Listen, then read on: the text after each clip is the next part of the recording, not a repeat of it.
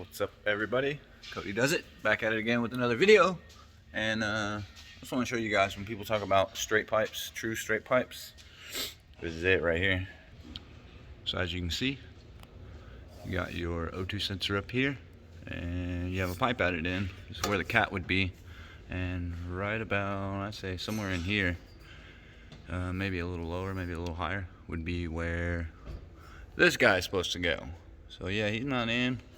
He's been hanging out up here, just, you know, going for a ride. Same with this one over here, it's just been dangling.